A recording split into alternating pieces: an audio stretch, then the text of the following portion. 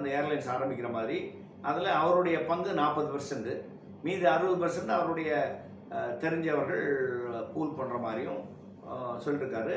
அதுக்கு அவர் வந்து is getting experts from airlines like delta airlines, ரொம்ப சக்ஸஸ்ஃபுல் ஏர்லைன்ஸ் இன் அமெரிக்கா. அந்த டெல்டா ஏர்லைன்ஸ் மாதிரி ஒரு ஏர்லைன்ஸ்லேருந்து எக்ஸ்பர்ட்ஸ்லாம் கூப்பிட்டு வந்து இந்த ஏர்லைன்ஸ் நடத்துகிற மாதிரி. முதல்ல ஏர்லைன்ஸ் நடத்துறதுக்கு பணம் இருந்தால் போதும். ஏன்னா முதல்ல உங்களுக்கு ஸ்டார்ட் பண்ணி ரன் பண்ணுறதுக்கு ஃபண்ட்ஸ் வேணும், அவ்வளோதான்.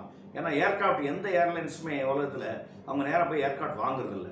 இப்போ இவங்களே எங்கள் பணம் இருக்க ஏர்லைன்ஸை போய் ஏர்க்ராஃப்ட் வாங்கணும் மேனுஃபேக்சரிங் கம்பெனி, இல்லைனா மேனுஃபேக்சரிங் கம்பெனி உங்களுக்கு கொடுக்க மாட்டாங்க. ஏன்னா ஏற்கனவே போயிங் எடுத்துக்கோங்க, ஏர்பஸ், எந்த கம்பெனி எடுத்தாலும் அவங்க மேனுஃபேக்சர் பண்ணுற ஏர்க்ராஃப்டில் நிறைய பேர் ஏற்கனவே எனக்கு 500 ஏர்க்ராஃப்ட் வேணும், 200 ஏர்க்ராஃப்ட் வேணும், 300 ஏர்க்ராஃப்ட் வேணும் புக் பண்ணி வச்சுருக்காங்க.